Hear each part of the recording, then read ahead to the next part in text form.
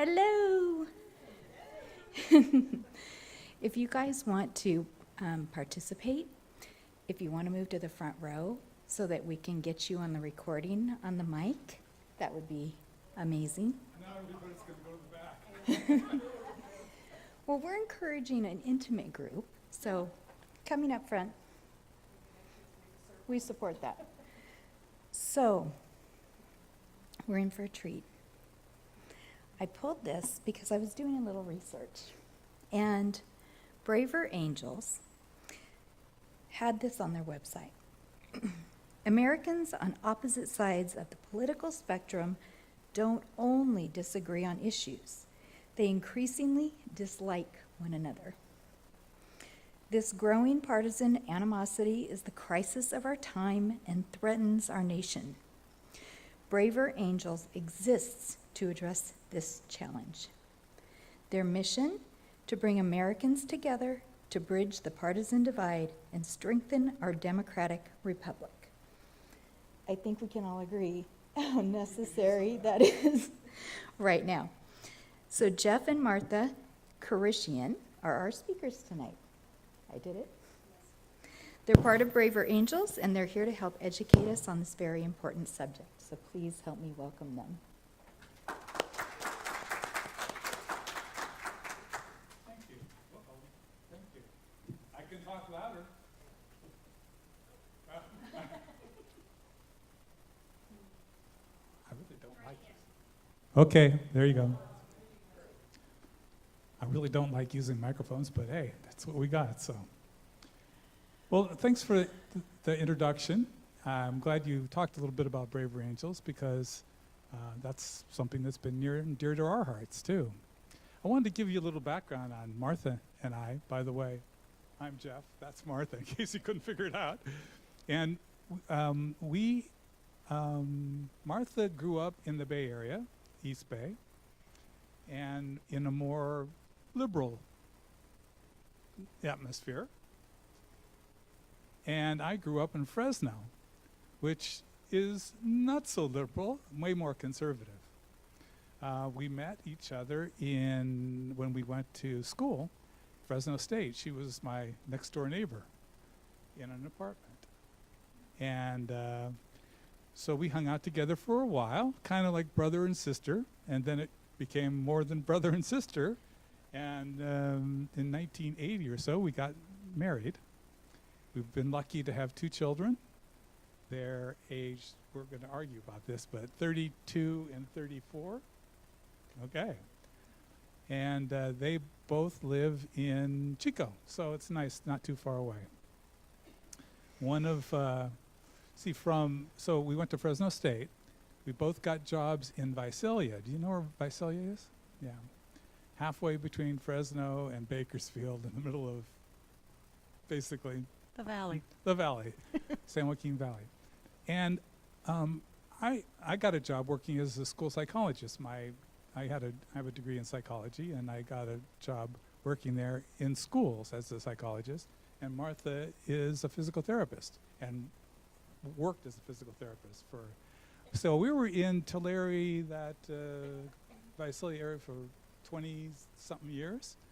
And our kids were growing up, and we decided to move someplace different than Visalia. And we were on vacation, and we drove through Nevada City as we were going over to Lake Tahoe from the coast. And we spent the night at the Northern Queen, and we got up in the morning and said, this is a lovely place. Let's hang out here for a while. So we did, and we spent the night again, and we decided, you know what?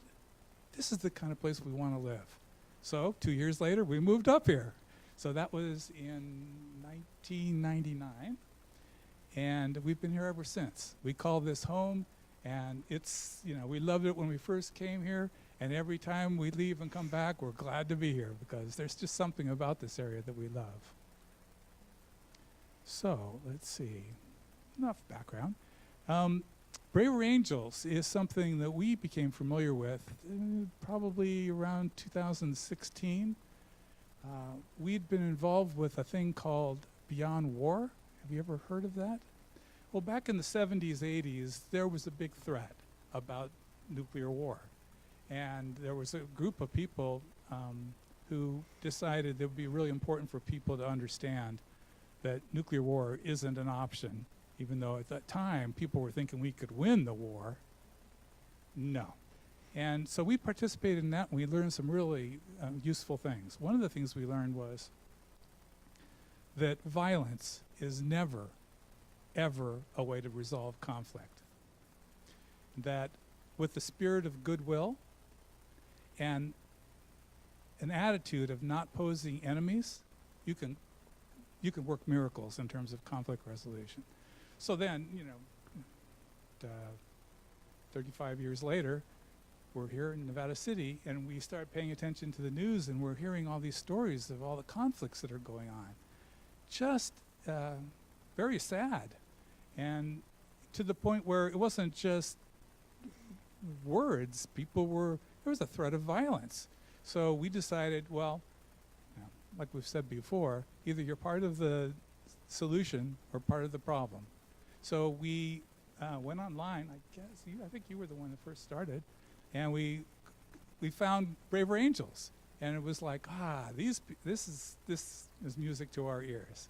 So we've been involved with Braver Angels for almost since it started. And so you want to talk a little bit about what? Sure. Okay. Yeah. So Braver Angels itself started in 2016. I think we joined more like 2018. And I found it online and started listening. They had debates, and they would just have talk sometimes, and that's how we got started. But they originally got started in 2016 because of the polarity of that created in that election. And they were concerned. They were concerned even before the vote happened, and they didn't know which way it was going to go, but they were concerned. And so after the election, they went, "Whew, it's maybe a little worse than we thought." And so they had an event where they said, "Let's try something, anything." So they brought, I think it was 25, 30 people from red-leaning, conservative-leaning, and 25 even of liberal-leaning. And they met in like Lebanon, Pennsylvania, and they spent like a weekend together. And it was created by a guy who was Bill Doherty, who is a family therapist. So he used modeling for how you work with people that want to get divorced, maybe. So it was works the same in political arenas. So he created a workshop for them. So it was very it was controlled, and it wasn't allowed to get out of hand. Had guiding rules, and so but they all got together, and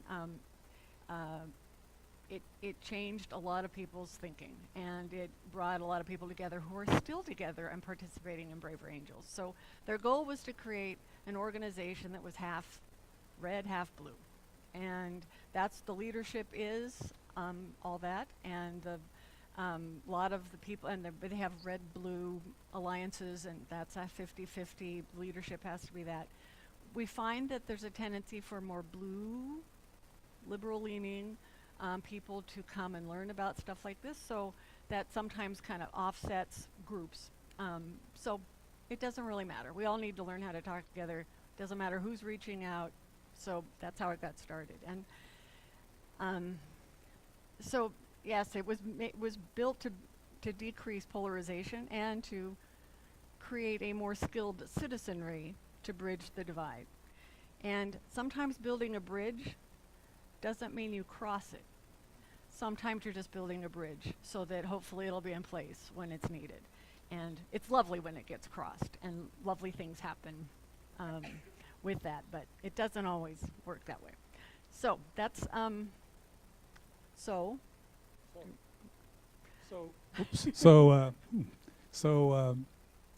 of the things that we noticed first off when we were involved with Braver Angels was people would come, they would talk really passionately. It wasn't a subtle sort of a thing. It was very emotional, both sides, on the left and on the right. And what we sort of discovered was that, a problem that divides us isn't so much because we have differing opinions or differing perspectives on things, as much as it is that when we share those perspectives, we don't necessarily do it in a way that brings us together, but we can speak in ways that drive us apart into camps that are like that makes it easy to pose enemies. So so what we want to do today is share with you some of the work of Braver Angels, and also look at what are the things that we can do to build bridges to depolarize some of the conflicts that are going on, because there's a real reason why it's called Braver Angels. It's based off of the Better Angels Abraham Lincoln spoke about at Civil War. But braver is because we're finding that it takes courage to do this work sometimes, to be able to speak your mind clearly, effectively, but with a spirit of goodwill. And that's what's making all the difference. So, what's a typical example of the problem we have in communication? So now we could maybe show that first segment. No, Oh. that's okay. Guideline. No, this is what we're going to. Okay. Yeah, we're sorry. We have a disagreement. Leslie? It's already happening.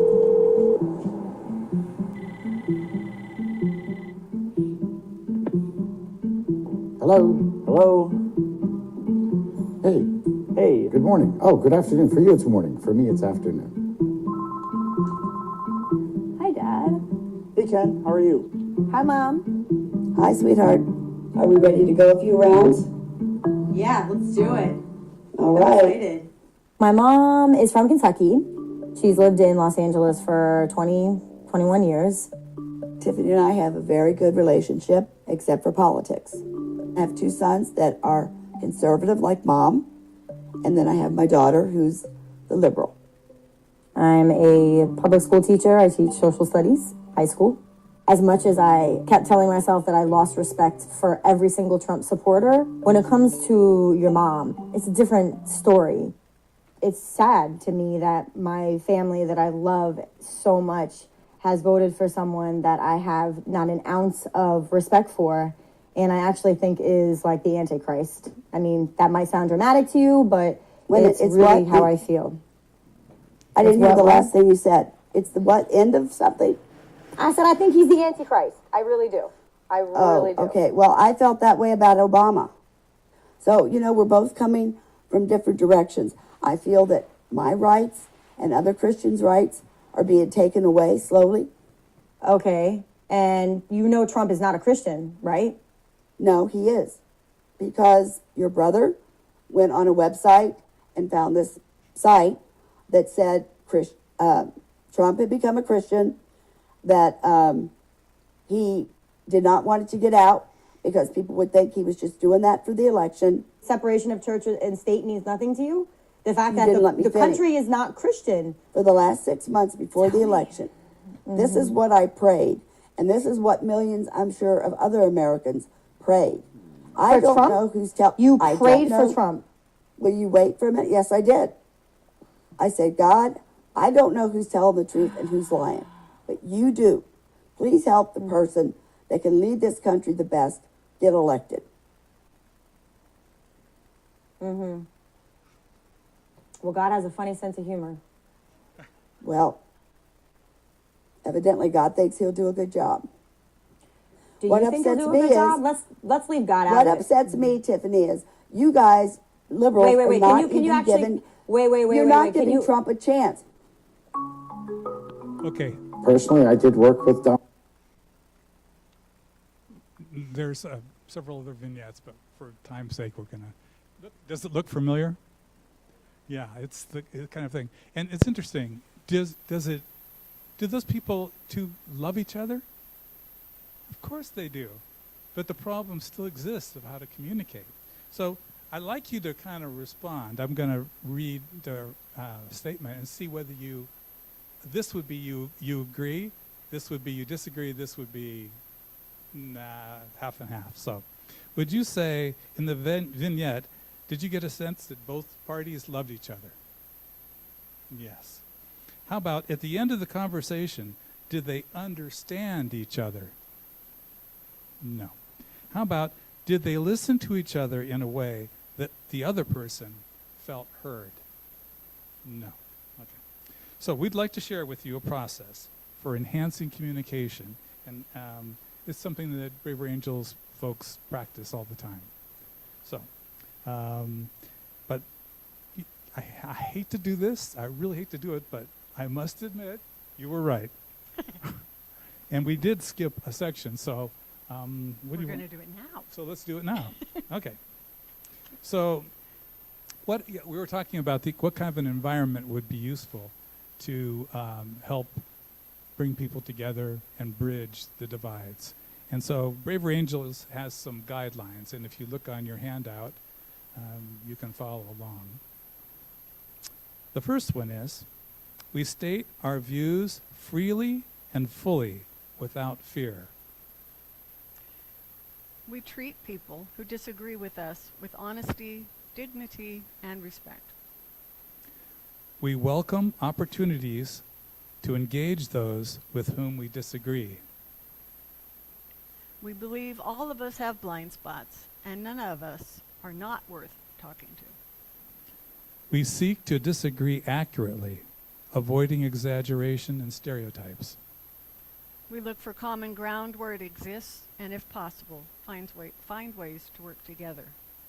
We believe that in disagreements, both sides share and learn. In Braver Angels, neither side is teaching the other or giving feedback on how to think or say things differently. Yeah. So, we hope this all sounds fairly agreeable to you also. Okay. So in terms of the goals of LAP, and LAP is an acronym that stands for Listen, Acknowledge, Pivot, Perspective, which we'll be discussing a little bit more. So the goals, though, are, first of all, you'll have more understanding of the values and concerns of people who differ from you politically and beyond in other areas too. You'll have better skills for listening in a way that the other person feels heard. And finally, you'll have better skills in sharing your perspective in a way that others may hear you, even if they disagree. And then we have ground rules. Come with a generosity of spirit, and I added, and with curiosity and as much humility as you can possess. This is not a free-for-all. Ground rules require civility towards others and the willingness to listen as well as speak. Within that framework, participants can speak freely without fear. And we're here to talk about the skills of this, not necessarily the policies. It's not meant to be a policy debate. So let's help each other out as we work on the skills, and it's not a competition. And yes, you will be working on these with us. Thank you. So the first letter, L, for LAP, means listen, carefully, deeply even. And this is an important start of any conversation and one we tend to leave out. So listening is not silent waiting. Turn off your inner debater and don't prepare your response yet. Focus both on the other's viewpoint and their underlying values and concerns. Look for something you can agree with, if possible. Be ready to summarize and paraphrase what the person is saying. Do a quick body check-in. Are you relaxed? Did you get reactive with that statement they made? Are you upset and tense? And can you settle before you start to discuss? And the second letter in LAP is A. It stands for acknowledge the other's view before you share yours. So again, these are all written on that handout. So the point of the acknowledgement is to make connection first before you disagree, to let the person know that you heard their viewpoint and the strength of the feelings, values, and concerns about it. Do you agree with anything? If so, say so. have any brief clarifying questions, then it would also be appropriate in this part.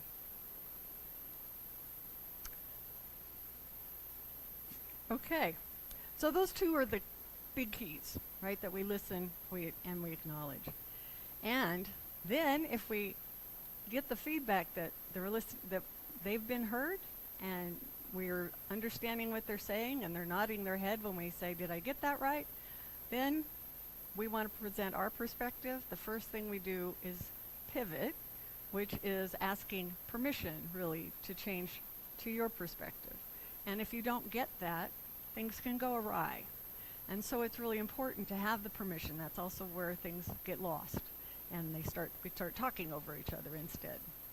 So pivoting is when you ask permission to share your view. Can I offer my thoughts on this? And is the permission given? Is it a yes verbally, or is it a nodding of the head? And if so, you move on. If the other ignores your pivot, continues on repeating their point, or shows some wariness about your taking your turn, consider backing up and checking out where they are again. Sometimes it takes a lot of the first two, listening and acknowledgement, before the pivot sticks or allows you to do your perspective. So given that the person, and this is really key, it's one of the things that we forget to do all the time, but given that they say, yes, I'm willing to listen to your perspective, then what you want to do is respond in a manner that is least likely to make their defenses go up. So what you want to try to do is use I statements. So it's I feel blank, I believe blank, it's been my experience that blank, that sort of a thing, as opposed to you statements. In fact, it's really good to try it in this part, not even use the word you. Things like, you're wrong.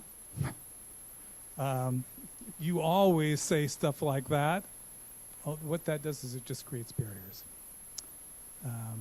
And during the perspective phase, share a life experience or a personal story from your viewpoint.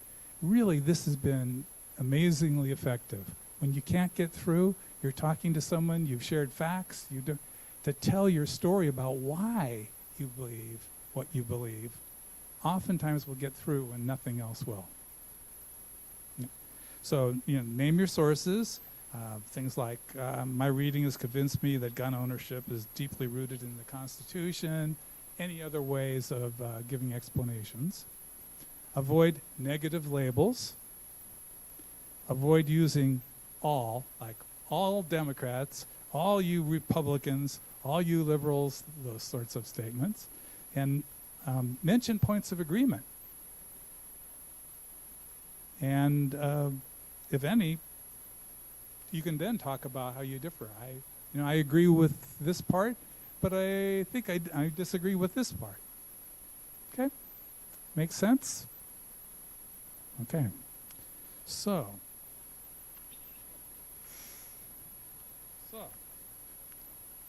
This is where my braver angel is coming in, by the way.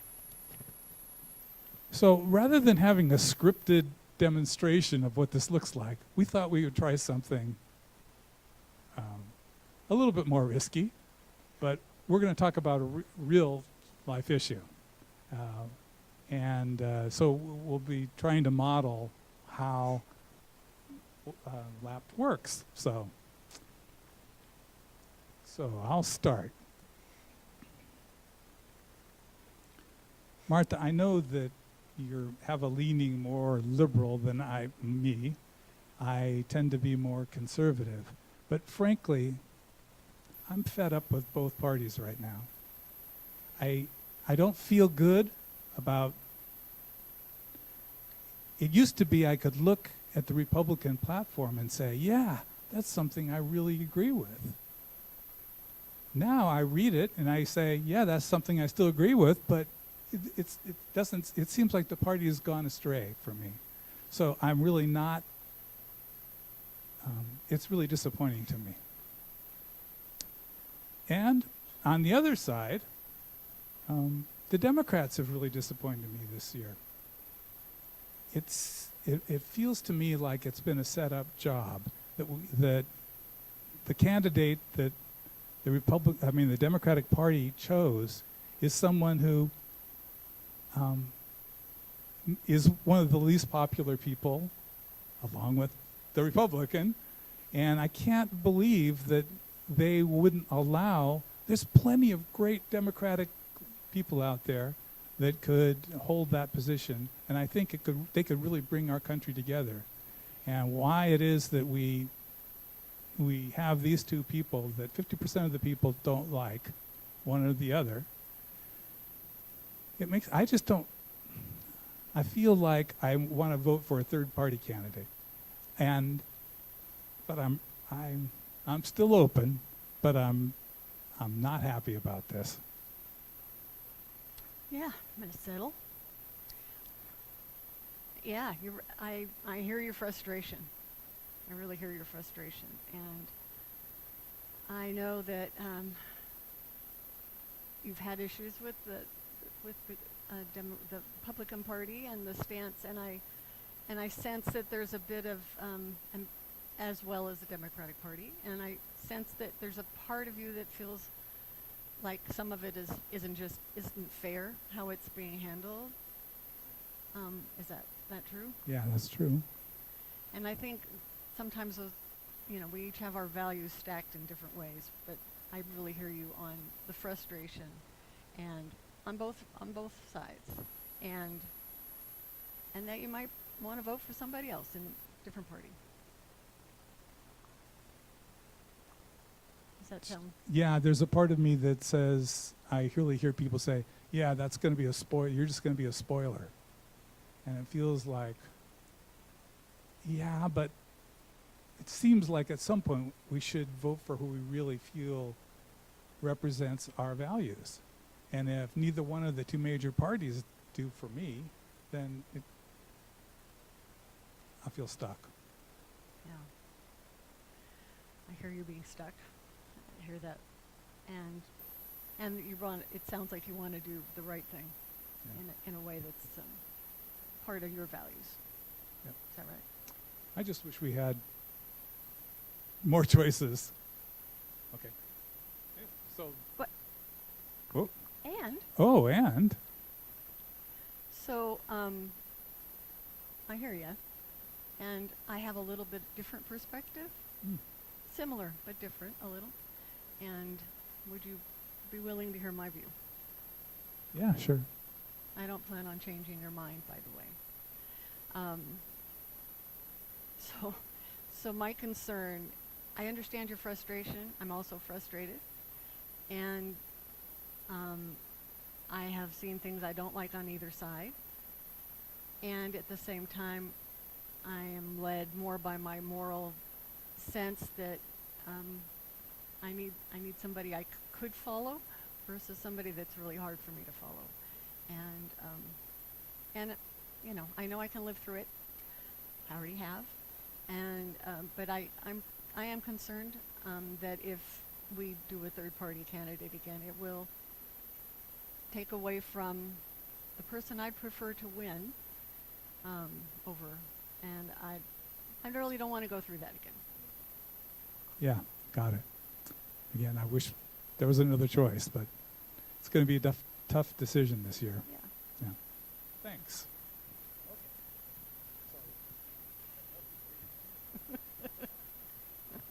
Okay, so see, that's how the whole lap process sorts of works. So, have questions about that?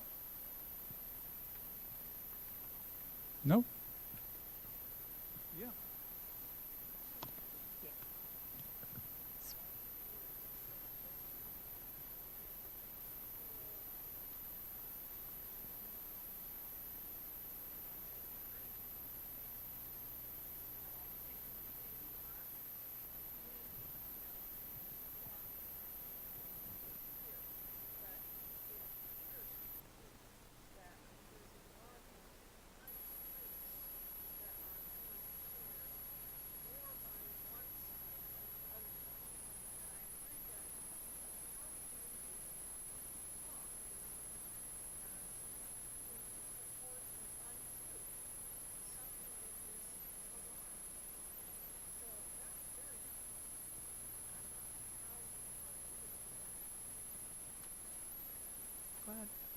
Well, one of the things that I found that works is to ask them how it is that they came to the conclusion that they have. What, ask them if they'd be willing to share why you feel this is so important. What's happened in your life that's convinced you of this? What happens then is you'll hear the perspective of where they're coming from. And again, the goal here isn't to change the person. The goal is to change ourselves in our understanding of the person. That's what bridges the divide. So it's that sort of thing. It requires a deeper level of listening sometimes. And it's really hard to do, especially when you totally don't agree. And sometimes we can check, what are your sources that you're listening to? What are my sources that I'm listening to? And discuss the differences perhaps. But until you have the trust built up, which is listening enough to get to that level where I understand where you're coming from more and how you got there, and for them to do the same with you, because it's helpful in both directions, right? So I think that's very helpful. Yeah. Susan. Oh.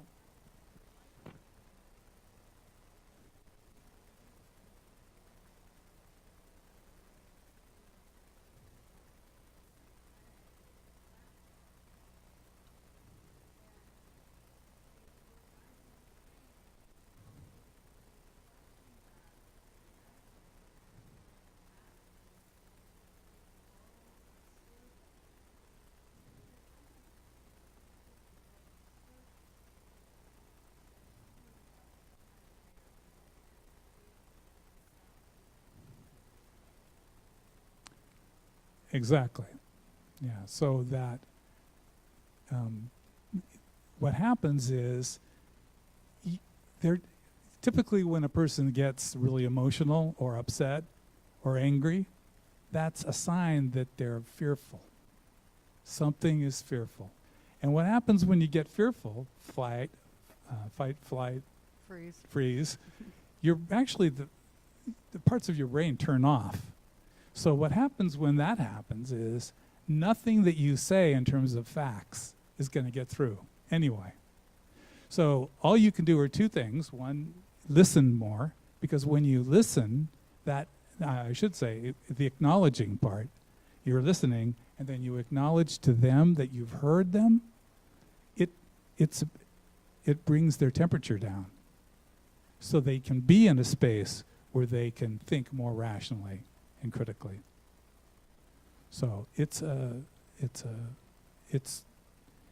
what the combination, it's like, I like to think about it like gear shifting.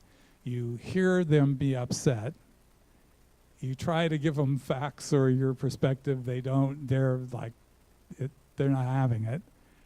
The option is to listen deeper, to ask them to tell a story about why it is they believe what they believe, and listen to them again, and notice whether their temperature kind of goes down a little bit.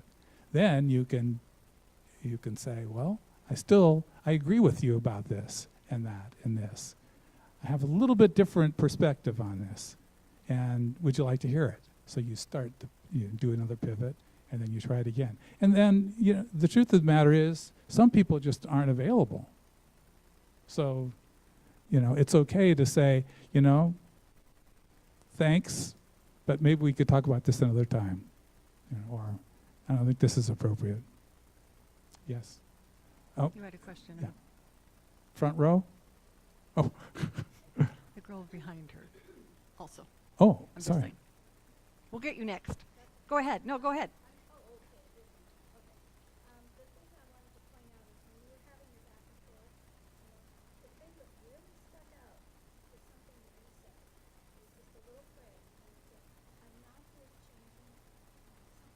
Mm-hmm.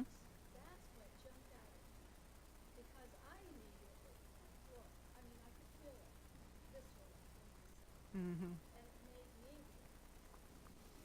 Yeah. Yeah, but that's true. We are really. It's important to realize we're not trying to change. We're trying to be curious, to find out, to understand it better, but we're not really debating to get our point won.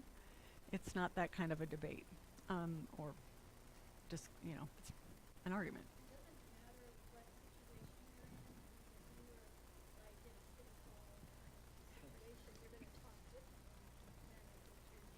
Absolutely.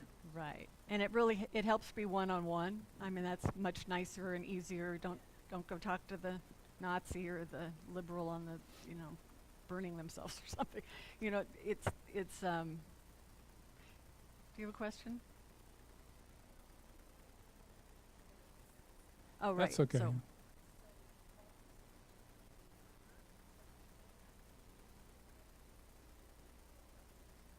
Okay. right. Okay.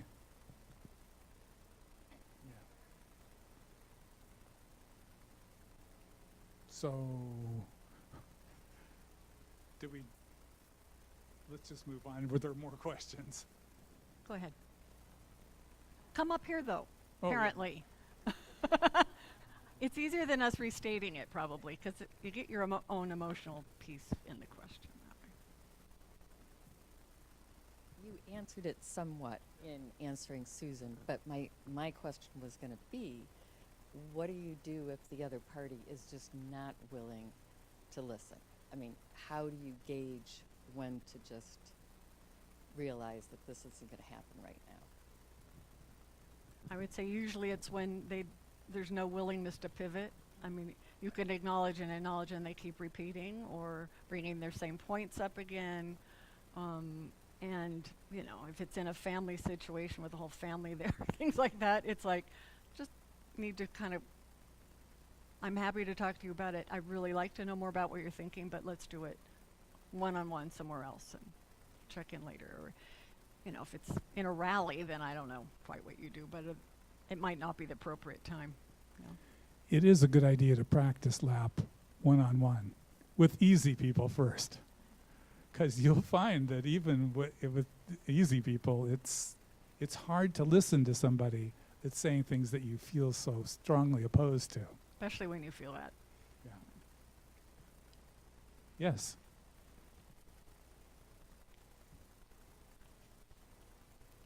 So I had I was having a conversation with my son in the car, and I genuinely wanted to know his point of view, because I know he's he's a hunter and he believes in the Second Amendment, and so I was asking him direct questions, informational questions, because the jargon he was using, I'm a layperson. I don't have a gun. I don't even know how to shoot a gun. So I was asking normal, informational questions. And he would respond. I said, well, I don't understand. Can you say that in a different way? Or can you give me an example? And he got more and more irritated with me. And finally, it was like, look, I'm trying to understand your point of view. I'm asking you, these are legitimate questions, and you're getting irate. So let's just drop it. And I had to walk away from it. I think sometimes, you can show good intention, but if that person doesn't have the desire or the language to want to participate, then you have to kind of accept it and move on. Yeah. Yeah, so. And sometimes you can check in, like, I'm getting that you're really resistant and getting frustrated with me. Well, yeah, well, yeah. Can you tell and me I what's said, going on about that? Yeah, okay. Then he's going to say, Mom, you're acting like a therapist with me. You're talking like a therapist. Because I was a counselor, so. Yeah. We know the mom dialogue stuff, yeah. Yeah. That happens too. Doesn't Some- always work, yeah. Yeah, it's really true that sometimes the only thing you can do is just listen. But that's not a passive thing. They used to call it active listening, where you listen and you listen to not only what they're saying in terms of the information, but also the feelings that are behind it. So one of the tips is when you're doing that acknowledgement, to acknowledge, even if they don't say it, what you think they may be feeling. Because the feelings get to a different level than just the brain. And if you say, I can see that you're getting frustrated with the way I'm talking to you. That's not what I'm trying to do. I wonder what I can do differently, because I really do care about having this conversation with you. So.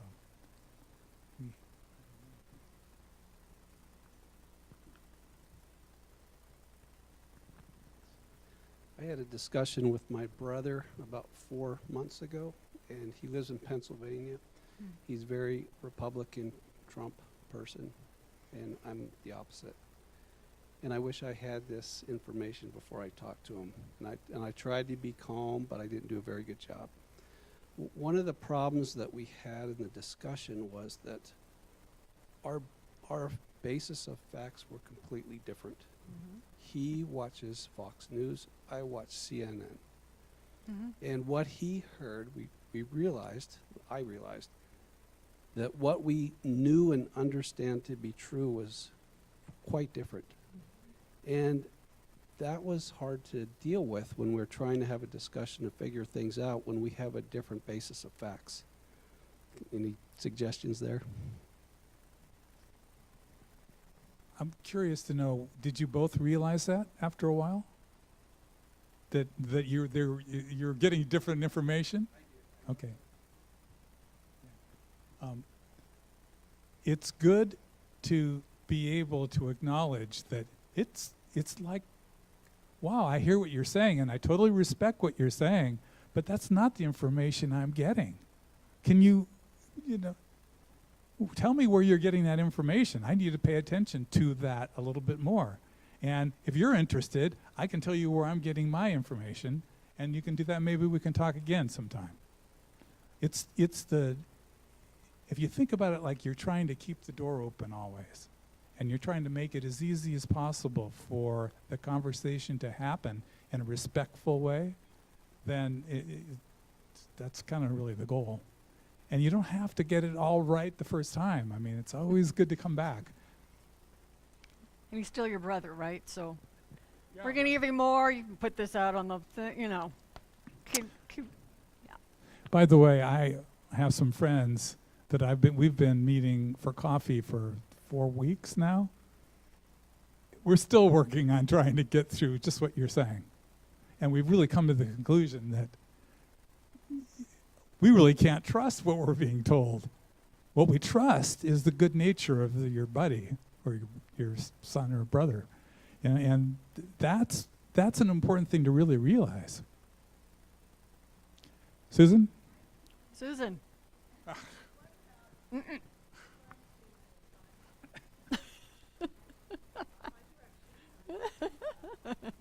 Thank you. Don't want to get us in trouble. Yes. What about also, the facts are different. I just feel like sometimes I get, just in general, people on the right are saying, but we're defending democracy, we're defending this country, we're losing our country.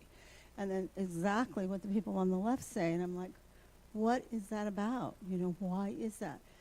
So I could say, what do you want? What do I want? I want a country where I'm free and have our rights. I want a country that has people can make a good living and have health care. People can, what do we want? And that's, because in the questions you're asking me, what happens in my heart, I have to stop being afraid that I have to get through to them, right? I have to get through so I would just say one thing I'm asking us all in this is maybe in this time with people say, well, what do you want for America? And what do I want for America? Let's just see what we want, More likely to find common ground. That's what I'm thinking. Yeah. Much more likely. It is just a truth that we think people have different values than we have. But when we really listen, we find out we have different ways of achieving certain values. Or stacking them. Or They may stacking be in a different them. priority. You may think than freedom mine are. is the highest priority, and I might think that socialization is. So, but we do have the same values, just in different orders. Yeah, that's what. Okay, so your turn. let's do some practice. So, Leslie, you want to show that slide? And here's what we'd like to have you do. I'm going to read this statement, and I would like you to imagine that I am talking specifically to you, and I'm saying this, so that you now will think about how would you acknowledge the statement, and write down on a piece of the paper That's why you have a precisely blank piece of paper. the on blank piece of paper that's there. Precisely what is it that you would say in response. in response? And remember, we're going to do it like he's going to speak it, so you're going to listen and not really look at that right now. And then you can cheat and look at it later. Because I always forget, so go ahead. You want just throwing things on the floor just like home. Yeah, just like at home.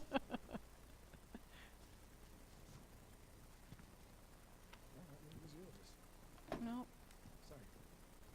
Okay, ready?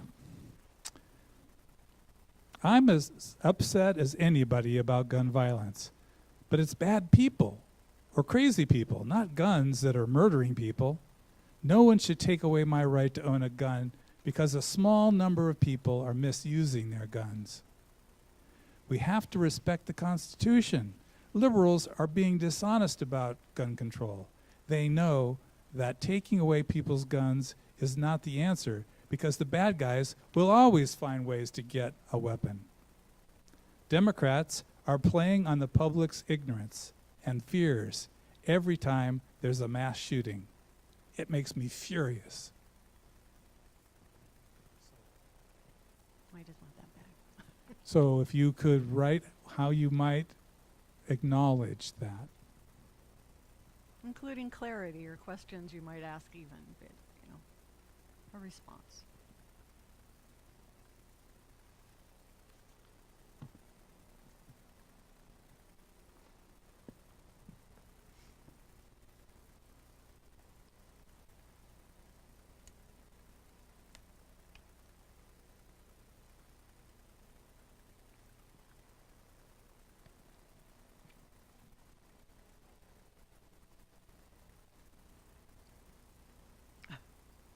There's more pens in the back.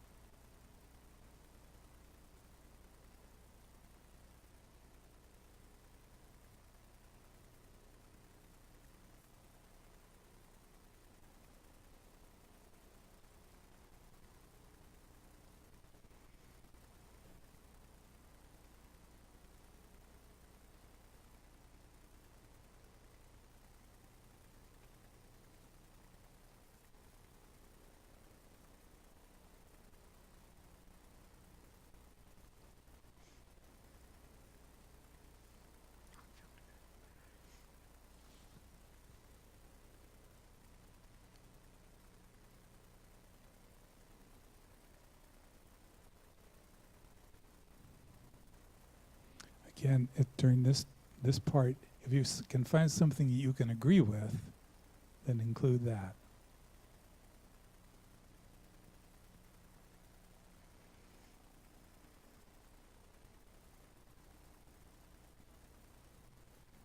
Just a couple more minutes.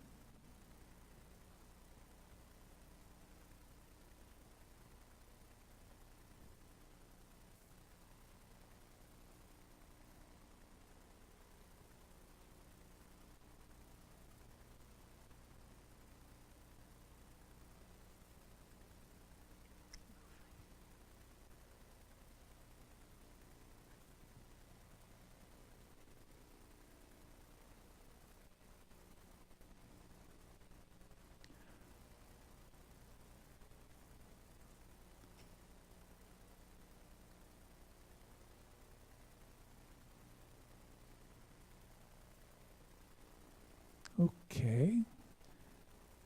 So now wrap that up. You don't have to get everything down that's in your head. You could go on and on, I know. It's okay. That's a good thing.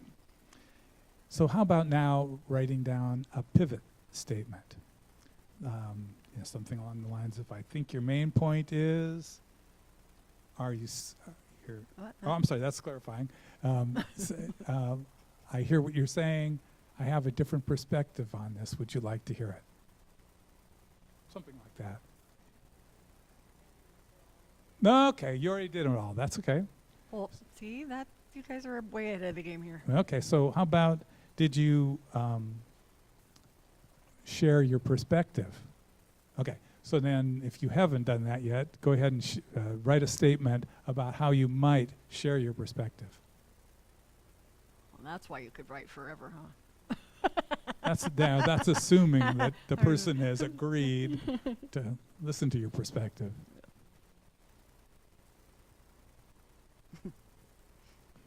You want to use I statements and try to avoid you statements.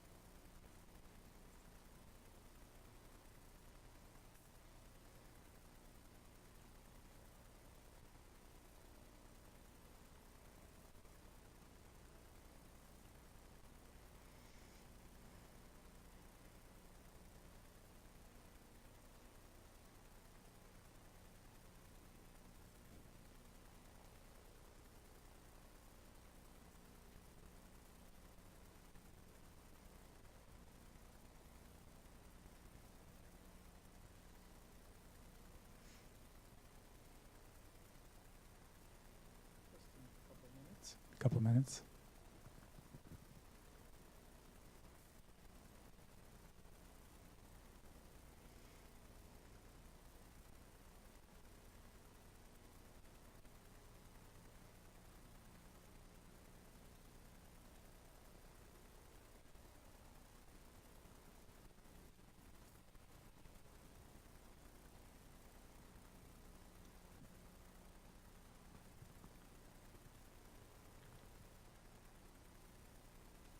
Okay, thanks. Would somebody be willing to read part or some of? You have to come up here, you know. Yeah.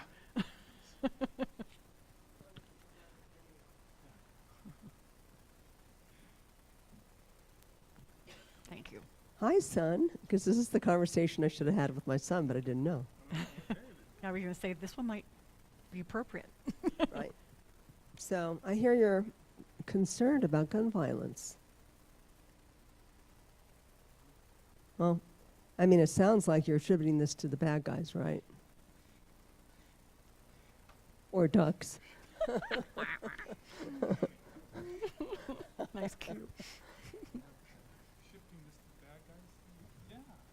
Yeah. So you think it's the bad guys and not the availability of guns. That's what I'm hearing, right? I want to make sure I'm getting this right. Yeah. Okay. And I can hear your concern. I mean, who likes bad guys? Anybody out there like bad guys? I don't use humor. But you know, it's really funny. According to the NIH statistics and mental health stats, 50% of gun violence is a result of suicide. I didn't know that. Did you know that? I didn't know that at all till recently. Suicide. Half of the gun violence. Yeah.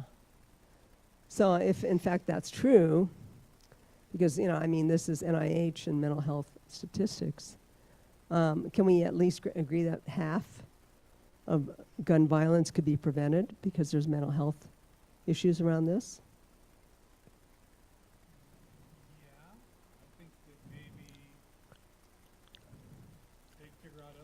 kill themselves, but By knife. It's kind of hard to do. It's anyway. yeah, that's true. I get what you're saying. It's true that I can see that. Yeah. Well, I was really surprised, and I'm saying, yeah, I definitely agree with you. I mean, bad guys are out there, and we don't want people with guns that have that kind of. That's why I think the background checks and those kinds of things are important. What do you think of that? Yeah, I'm all for that.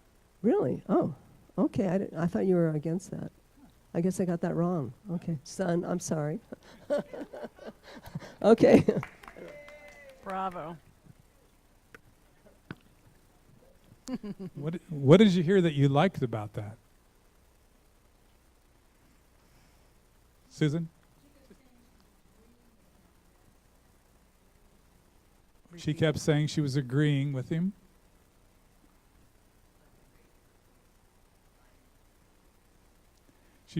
She provided a statistic that really seemed to get him thinking. Yeah. Okay. Anybody else have one that they would be willing to share? Again, it doesn't have to be the whole thing. It can just be a part. Okay. Yeah. It's okay. It's okay. Do your So I just did this one paragraph. You did? I agree with you that guns themselves are not the problem. Okay, My you do dad both. Just taught all his daughters how to shoot a rifle. But I wonder about the need for military-style weapons. They aren't necessary, I don't think, for self-defense. So many of the mass shootings in schools and entertainment events are those where military weapons are employed. Yeah. Nice. Very good. So sometimes what I notice is we do want to come in with our information about what's happening, right?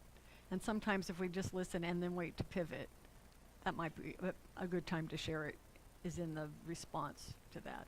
So, because then you start asking questions like, do you agree with me and that kind of thing. When that didn't make sense. So in acknowledging, sometimes we have a tendency to want to jump in with our opinion about it or our facts about it. And that is usually what you do, typically when you're more acknowledging. I mean, not acknowledging, but doing your pivot to your perspective. So that may or may not stop a conversation, or they may feel lectured to. If the conversation's going great, great. Yes, that first part is often the most difficult because you're trying to put your head and heart inside of their mind, and doing that it takes practice to do that, and it's really important to make that question. So should we just move on and let's hear some pivot statements. Did you do a pivot? Oh, okay. If you didn't do a pivot statement, now do a pivot statement. So you've acknowledged what they said. If there's something you could agree with, you would say that. And then there's the part where you say, I have a different opinion, I have a little bit different perspective, or I have a different opinion. Would you like to hear it? Okay, so do you have another way of saying it?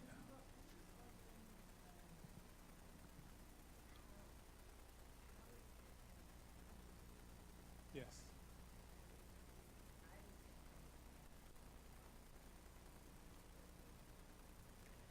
You ask questions to clarify. Brief questions.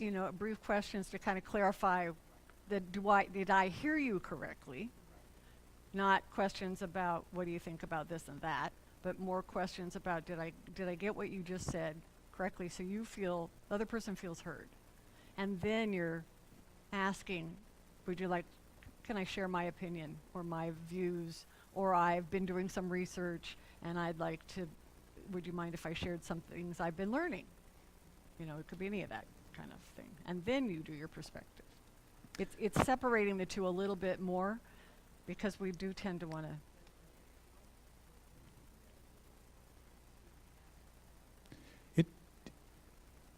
Yeah, it's only if you're not understanding what they're saying. It's Versus not giving, like trying to get them to think in a different way. That's the difference. You're just, did I get that right? You're saying you think everyone should have as many weapons as they really want? That would be different than to say, do you know what the statistics are about that? It's a little bit different. But, this is just practice. Yeah. Okay. Yes, question. Yeah.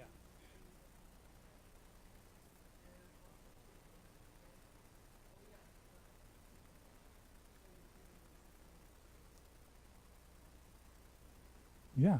Yeah, you want them to continue the conversation if they have more to say about it, and to get clarity about what you heard and make sure you're not overstepping what you just thought about it.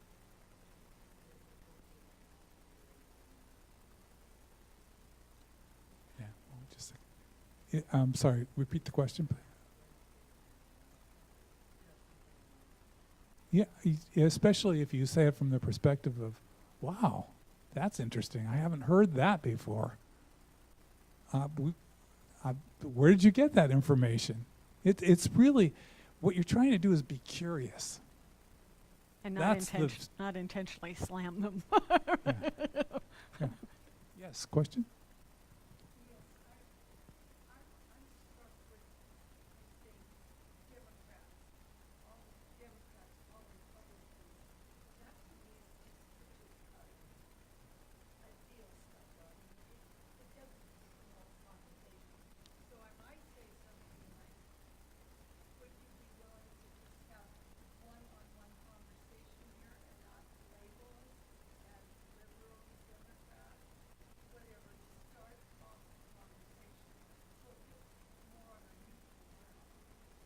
You could do that.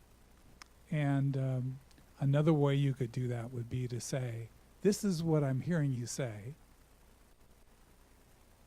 And am I getting that right?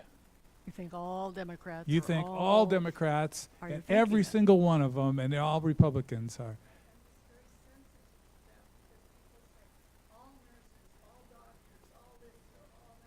Right. Well, it's to be specific in terms of the lap technique. What you'd want to do here is to check with them to see what they meant when they said that. Are you really saying all? Do you really? I'm curious. So that's where you would ask the question during that acknowledgement part, and then you can. If you can imagine the difference between that and saying, oh, so you really do think it's all the people believe that. Well, I have a different perspective on that. Would you like to hear it? The person says yes. Say, I'm a Democrat, and I don't believe that all the way. Or, then you could fill it in. You see the difference? It's getting that permission is a biggie. It changes the whole way they look at it. It doesn't feel like they're being attacked, which oftentimes we do. And sometimes you need, if you're riled up about it, you can go, I notice how triggered I am when people say all. You can share that in your perspective, right? I'm really triggered when people say that word all, because I don't think not all people do anything, the same. So, you can share that in your perspective, but you're really trying to listen first and find out if that's really what they are thinking. So, do we have anyone that has anything else to share in terms of the perspective? Just one sentence, for example, out of everything you wrote. In Some terms of your perspective. Some of your perspective Would when you you like to were. share? So, you said, "Well, I have a different perspective on this. Would you like to hear it?" And they say, "Okay." Then what's one thing that you could say? I'll clue you. That uses the term "I." We're looking for that answer. Yes. Yeah, there we go. Great. Can I just start from the top? You may. Okay, sure. So I started with, I'm sorry you are so upset and fearful. Right? I know your guns are very important to you. Would you be willing to have more regulations on gun ownership and gun purchases, such as there are on the driving of cars? And perhaps this would bring more gun safety. And then my pivot was, I'm unfamiliar with guns, but I'm sure you could teach me a lot about them. And then I asked, may I tell you my perspective? I feel safe without guns, and I would feel even safer if there was good gun regulation. Nice statement. Mhm. Clear, you're just expressing yourself. Yay. Yay.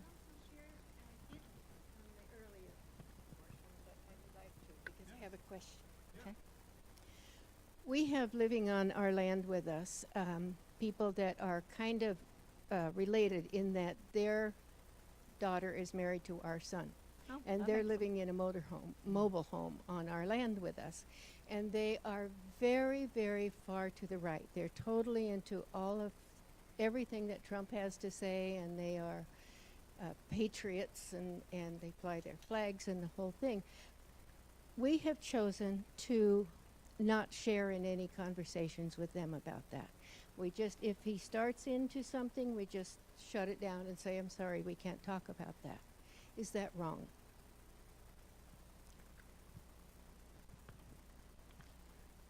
It depends on what you're trying to accomplish. Right.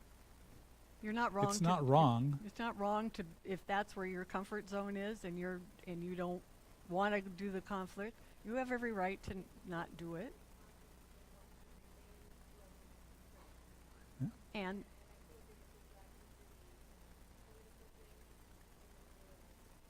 yeah.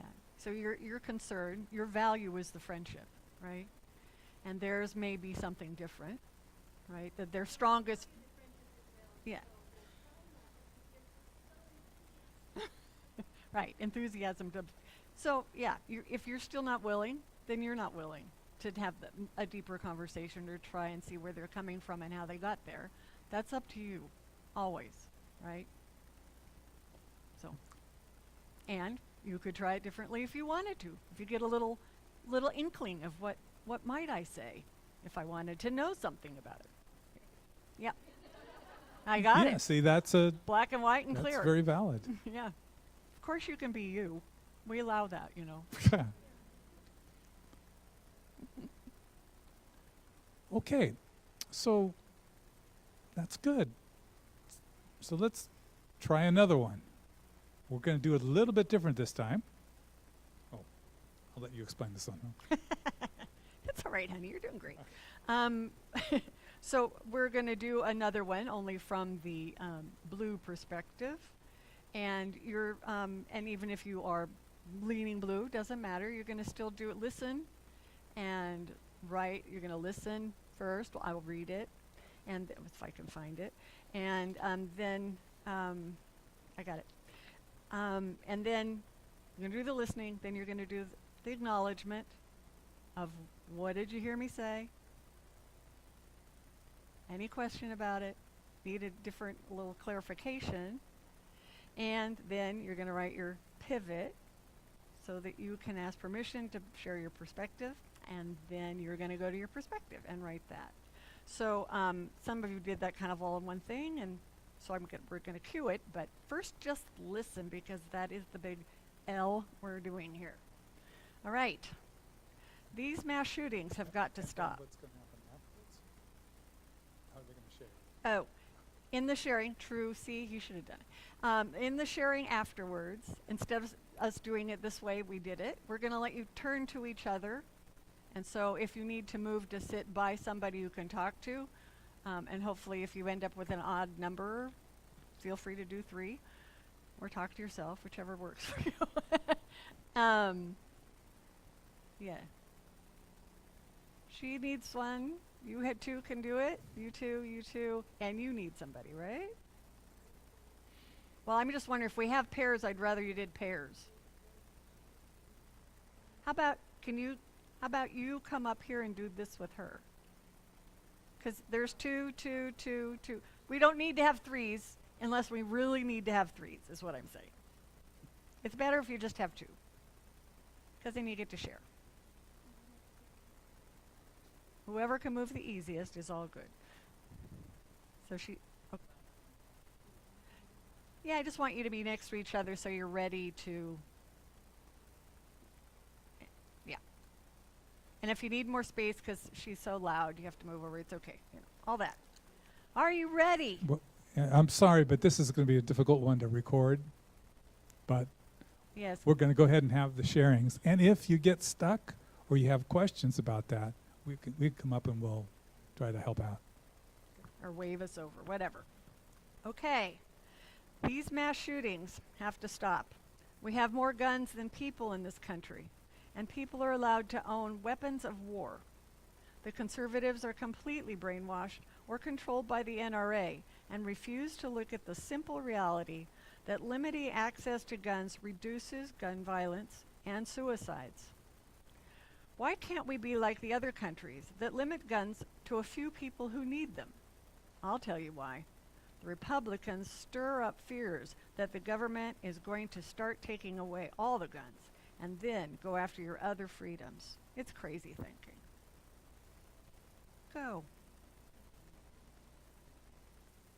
So first write down. So if you agree with everything, you know, but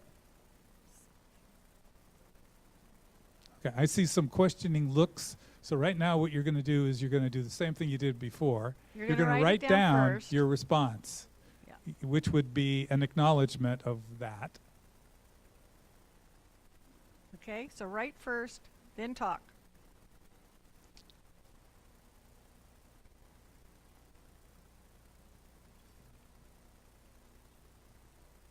No, all of it. Right? So you're going to write down the complete lap process. Then you're going to share it with the partner. And the partner's going to check to listen if they heard all the key components, give you some feedback. And then you're going to switch, and person B will now share, and you do the same thing.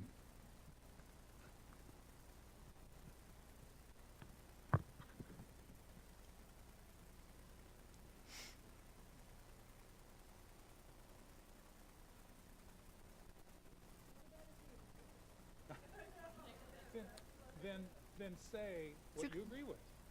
Yeah. I agree with. Just what I hear yeah. you saying is such and such and such. Did I get that right? So remember, it's not. This isn't. It's good to practice whatever kind of conversation you're having, right? So whether it's a disagreement or not a disagreement. And do you really believe every single thing that's on there, or are you questioning anything in there?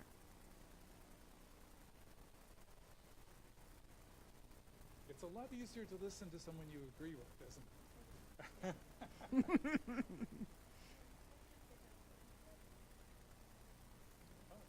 It's up on the. Oh, from the.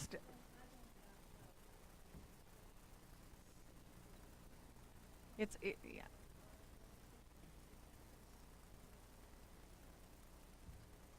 Can she lift it so it's up on the? Can she lift that so it's up?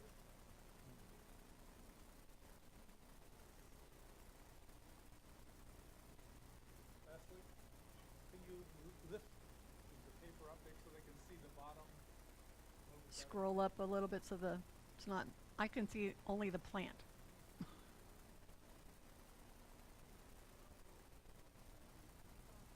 Yeah, can you just scroll up so just the red or just the blue one is on? Yeah, there you yeah. go.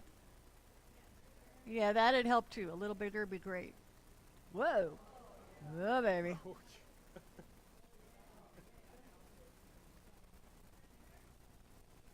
Thank you. A little bigger if you can. Yes.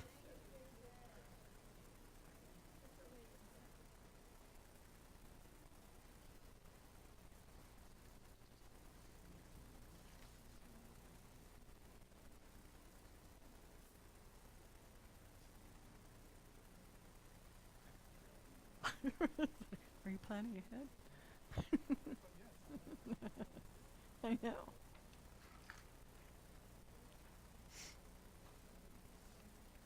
I think we're doing good time-wise.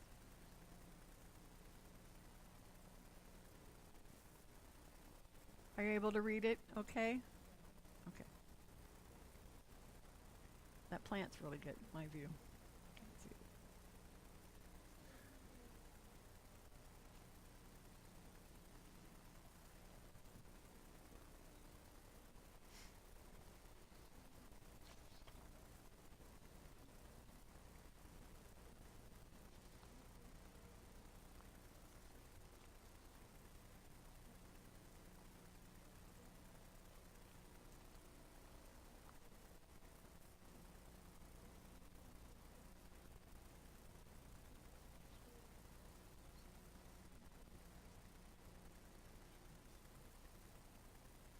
Afterwards? What to just, yeah. How it went, but they're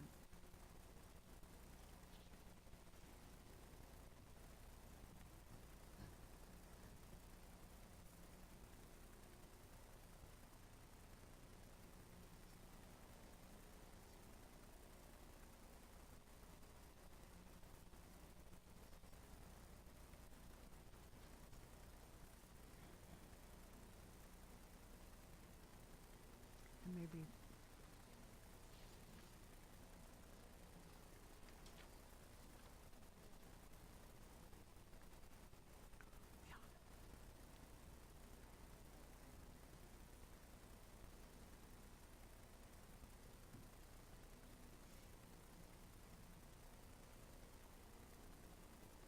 I can share what I wrote. I can share what I said too. Because I don't agree with everything in that. For an example, I could share what I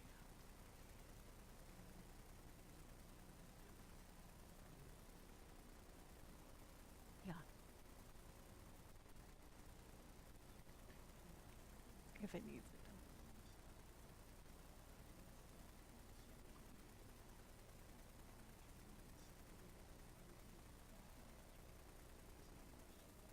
That's what I was trying to do. You know.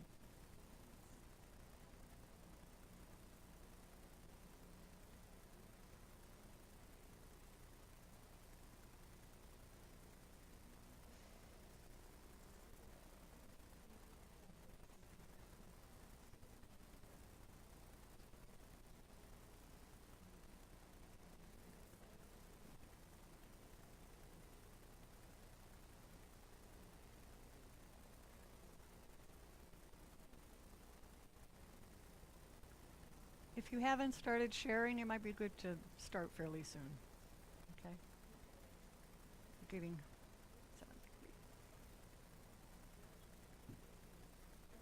wander.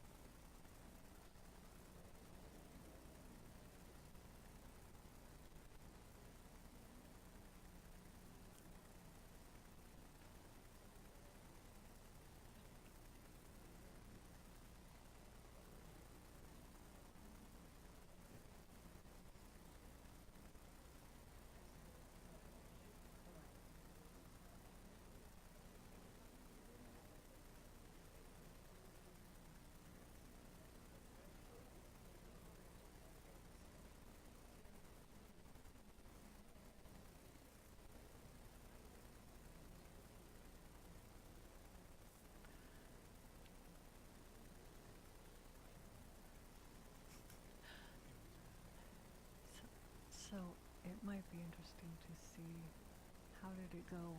How did you feel when you were sharing your perspective? I mean, did you feel this? I mean, I know they're not the ones being listened to, but I was trying to think of how they could, you know, did you feel like you got your point across? Did you hear the other? What got you stuck? Whatever.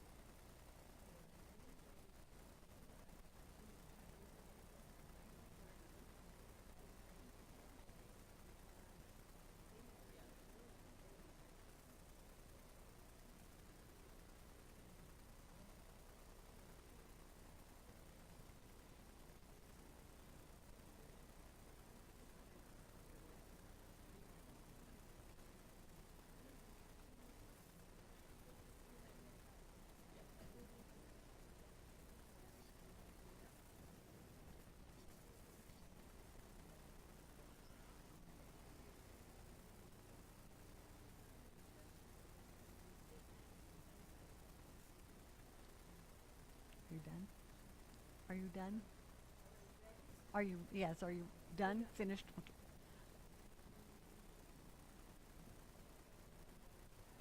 Just a couple more minutes, please.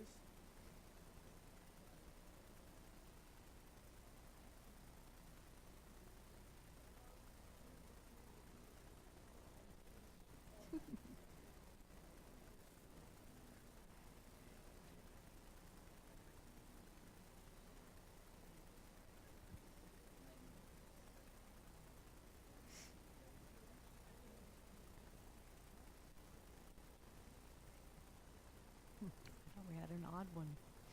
I thought we had one odd. I thought we were odd, but we're even.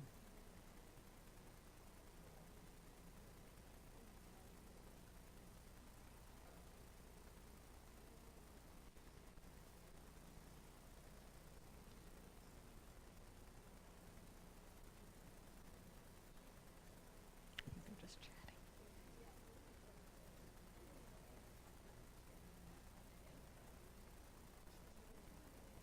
Oh, want me to?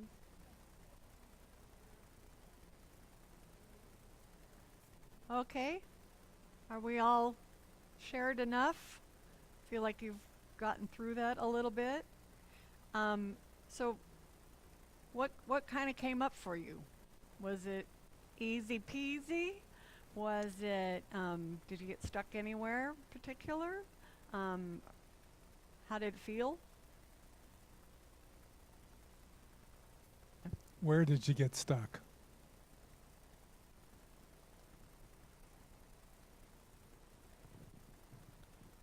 No place. Oh, that's good. What did you find easy? Just yell it out. Good job. All right, practice. And by the way, I'll just say, after 43 years of this marriage, we've had plenty of our practice for disagreeing. And you know, these things, even if you're talking about, well, actually, we thought about doing the demonstration with, when are we going to replace the kitchen? Yeah, so it doesn't have to be political, obviously. Any kind of conflict is something that it's always a good idea to use this kinds of skills. So.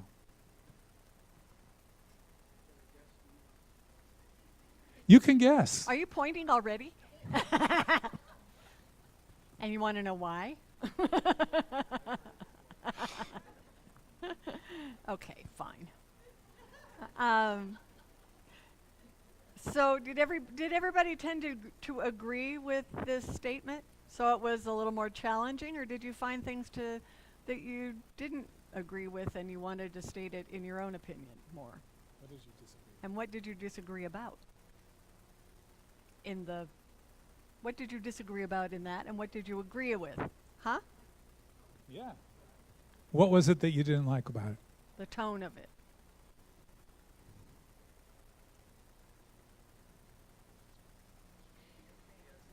It was in your face. It's in your face. Yeah. It's intentionally done that way because it's a lot harder to listen to someone who's in your face.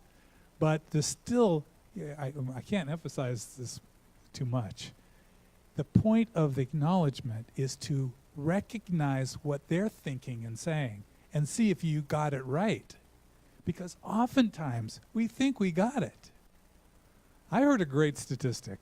Therapists, they asked, what percentage of your clients do you feel like you really have a good handle on, you really understand their concerns? And they said 90%. 90%. They said that they knew their patients 90%. Then they asked their patients, what percentage do you think that the therapist really understands where you're coming from? 10%. So even in that situation, we think we know, and that's what gets in the way of our ability to connect. So it's always good. That's why that acknowledgement piece is really important. It's not to really clarify as much as it is just to see if you're clarifying, did you get the story right? You got it? Yeah. I see you're nodding your heads, okay? Yeah.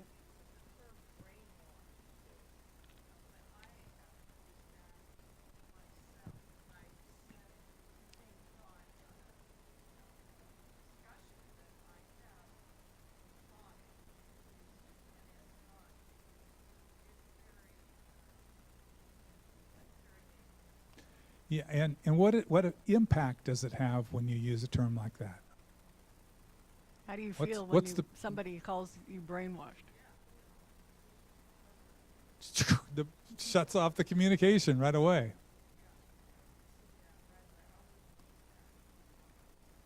Yeah. But people will use it in talking to you sometimes. And the point is, how are you going to be able to respond to it when they do? And you have a choice. You can just judge them as being, well, forget you. Or you can try to bridge the divide a bit. You shouldn't do it unless you feel comfortable. That's why I really would recommend you practice with people that you already know that they're not going to get on your case about it. Okay. Well, did you have any questions about? I'm seeing that from the first time we did it to the second time, you're getting more the gist of what the ideas and the flow is. That's a good thing. Again, a lot of practice is what it is required. So I encourage you, even if you're just sitting at home and you're watching television, to get to, oh, this person's saying it's irritating to me. You could form in your head, yeah, I wonder if, I think they're saying blah, blah, blah, and try to get in their heads. It sounds funny, but really, you're trying to empathize with where they're coming from. That's the goal. And then check it out. Is the goal. Walk a mile in their shoes. And then, after you've done that and you've found out, yeah, you're on track, that's what I think, I feel, then, and only then, can you offer a pivot and your perspective. Yes? Good. Great. Thank you. I agree with, first of all, congratulations on this work you're doing. And I've read other things. There's another guy that wrote a book. He's doing this throughout the country, forming groups. But gun control and other issues like that are, I can discuss and have done with a lot of people. One of my golfing buddies is a retired FBI agent, for instance. So gun control is a real big thing. But what do you do with these issues? And it's some of the same people that would, in both issues, or throw out such thing that, you know, Obama was raising all the bridges across the country so his army could move more easily across the country, and they were incidentally buying up all the ammunition while there was a shortage of it. How do you even approach something like that? Excellent question. Excellent question. So you could try to acknowledge what they're saying. So it might go something like this. Wow. I never thought of that. What you're saying is you really believe that Obama's has a plot to lie to the people and that nobody's caught it? I've never heard of that. Where did you get that information? You see, it gets them, you probably could feel it just kind of it goes down. Then you might say, oh, I'd really like to check that out, and be curious. Because when you do that, it'll open the door for the other person too. They'll be more, it's like, think about it like their temperature's going down and they're able to think again. So until that happens, you're talking to fight or flight, freeze. Yeah.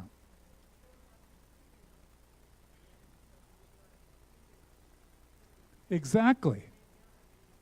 Exactly. In fact, they're like going, if you can get to the place where they go, oh, you get me. You can say, I don't agree, but I get you. That's the whole point of the pivot. I don't agree, I get you, but I don't agree, and this is what I think. You want to hear it? Or, and I have a different opinion. Do you want to hear it? And then if they, well, there's nothing you can say that's going to change my mind, and then you can say, well, I'm not really trying to change your mind. I'm just trying to get a better understanding from where you're coming from. Yeah.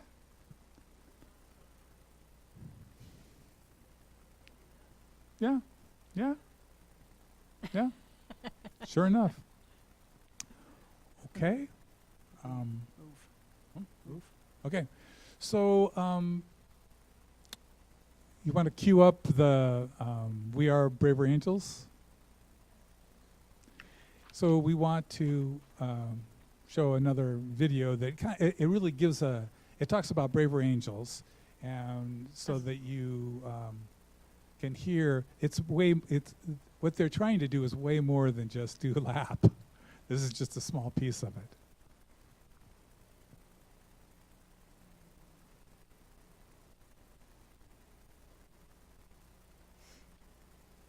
There's also on the sheet has information, contact information if you want to look up Braver Angels and the website. Been a passionate subject, and we've always had deep political disagreements. That's the way it's supposed to be. But we've gotten to the point. Politics has always been a passionate subject, and we've always had deep political disagreements. That's the way it's supposed to be. But we've gotten to the point where people can't even talk to one another. Americans no longer see their political opponents as simply wrong or misguided. They see them as bad people whose ways of thinking are dangerous and incomprehensible. They see them as enemies. This level of rancor and mistrust threatens our democracy, and it makes it harder for us to move forward as a nation, regardless of who the president is. The fact that we live in what feels like, some people call it, a cold civil war, that takes a toll on all of us. We've been excommunicated from a lot of our friends in the last couple of years, and it makes me sad.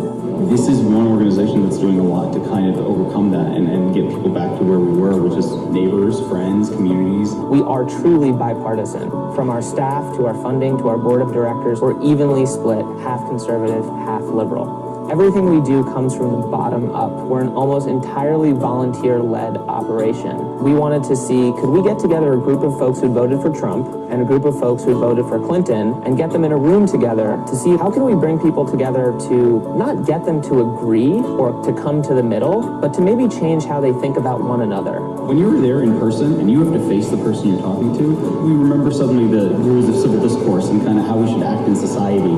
It's something that really distinguishes this form of conversation and debate. It's all well and good to talk about civility and being nice to people, but the missing ingredient is courage. The courage that it takes to have a difficult conversation, to put yourself out there. What we've been saying is that this year, it's not enough to call in our better angels. We have to call in our braver angels. The name Braver Angels captures the evolving spirit of better angels. We have to be willing to summon the courage to see the best in the other side, see the best in our fellow Americans. Courage means becoming a leader in your own community who's standing up for America, not just for your political party or your tribe or folks with whom you share an identity, but standing up for something larger that we can all believe in. If we can create a large enough movement that is clamoring for a more courageous style of politics, we can change the incentives. That's something that can only be achieved through what we call patriotic empathy, this idea that your love for your country is demonstrated in your love for your fellow American. As braver angels, we're able to lean into that with courage and boldness. It will make you feel like we can serve this place and our country can serve humanity in a way that is actually beautiful and actually does us justice. This is not a left-wing movement, this is not a right-wing movement, but it is indeed an American movement. We still have it in us to be champions for what is right and what is graceful and what is decent here in the United States. Go to braverangels.org, sign up to join our email list, and at the end of the day, try to treat each other with respect, empathy, and find the courage needed to talk to people, even if, and perhaps especially when, you don't agree with them.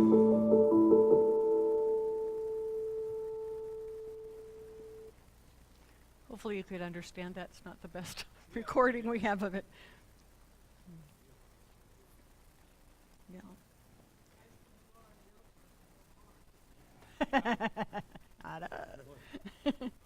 Okay. Well, thanks. I have one more request. I'd like you to write down. I'm gonna start a sentence, and I'd like you to write down, finish the sentence. So you could write down, I learned something. You can write down what that would be. You could say, sorry, that's we're okay. so bad. Okay, so I'd like you to complete the sentence and write it down. I learned something. I think something. Or I feel something. Or I wonder something. Okay? Just take a minute to do that.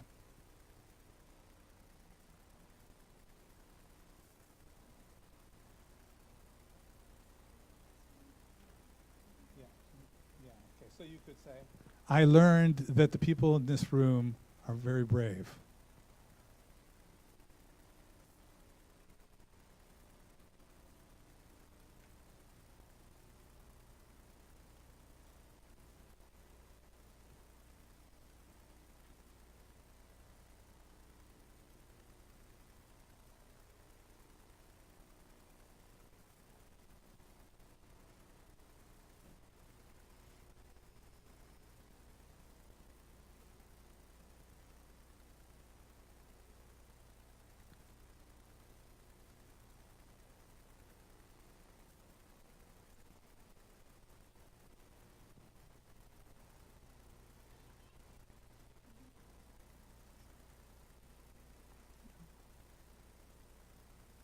Lying around, they can talk.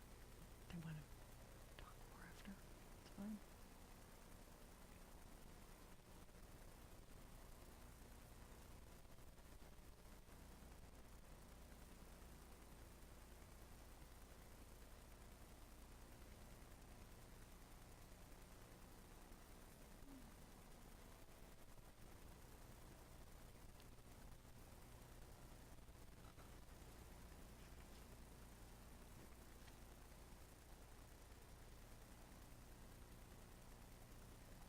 Wow, you guys are really getting into it.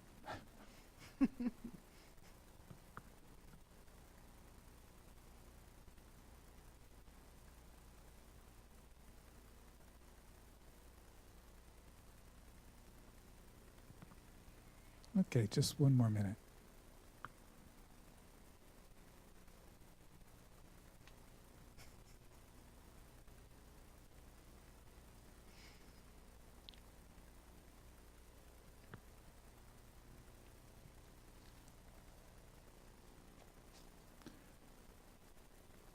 Okay, so if you wouldn't mind, let's just go around. Susan, we could start with you, and we'll just go around the room. And if you're willing, you can say one of the things that you wrote down, or you can say pass if you don't want to say anything. And just say it kind of loud so everyone can hear you. Okay, Susan?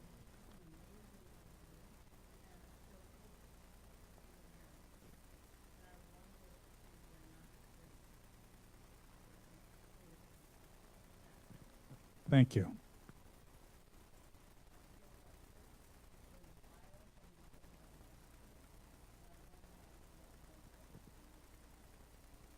Thank you. Thank you.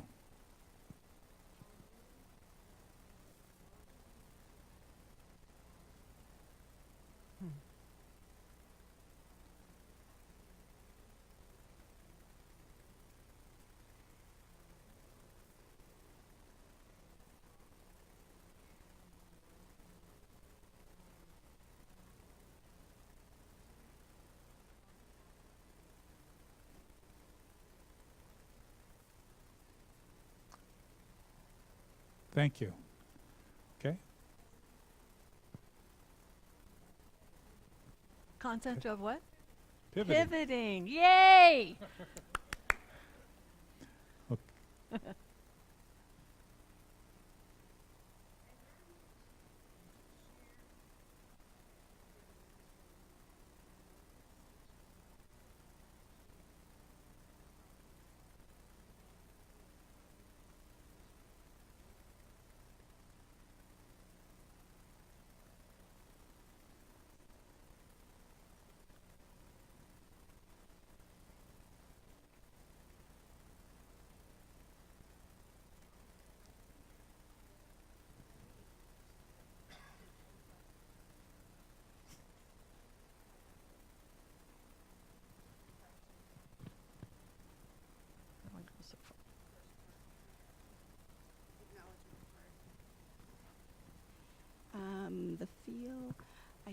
little bit unskilled and wonder how I will do next time I'm presented with the opportunity to practice. I learned the importance of acknowledging the other person's viewpoint.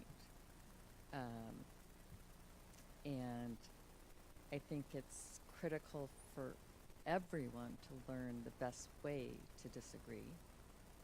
I feel hopeful that enough people are interested in returning to respect for all opinions. And I wondered how soon we can move the needle back to understanding, compassion, and respect for others' viewpoints. We'll bring it around.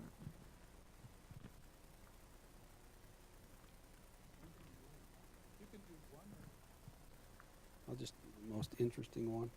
I wonder, do both people in the conversation have to understand this method to have a successful conversation?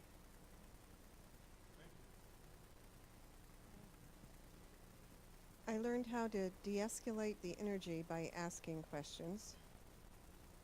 I think it takes a lot of practice to not be triggered. I feel encouraged that people want to learn how to do this, and I wonder how to promote it more of these concepts to other people.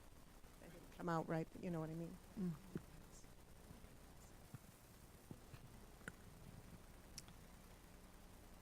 I feel it will not work, and I don't want to try to change someone else's beliefs. And I wonder and hope that more of us will have the courage to be braver angels. I feel hopeful and grateful that groups like Braver Angels exist. Amen.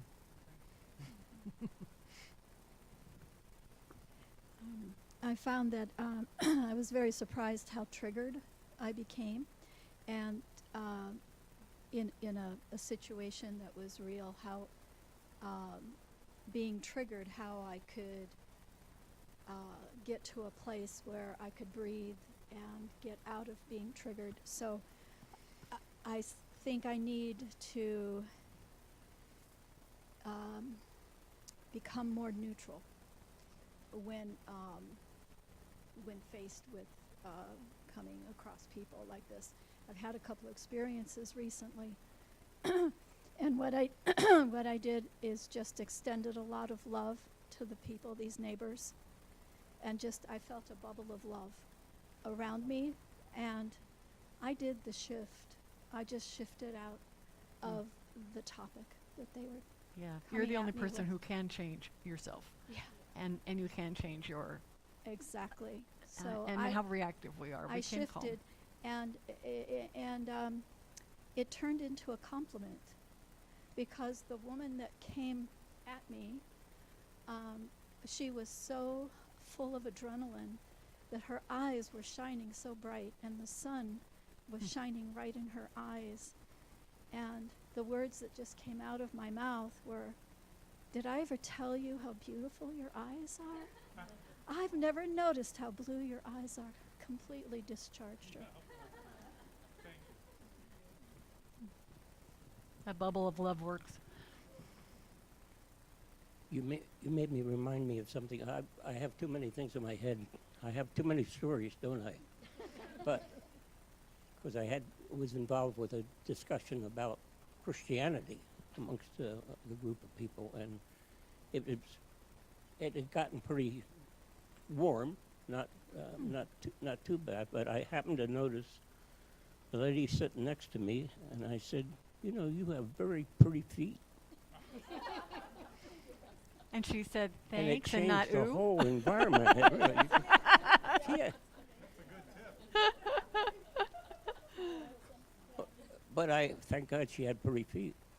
But I have learned that I really could approach many of the situations I've been involved in better, and I'm willing to do that. If you're familiar with the work of Byron Katie, Mm-hmm.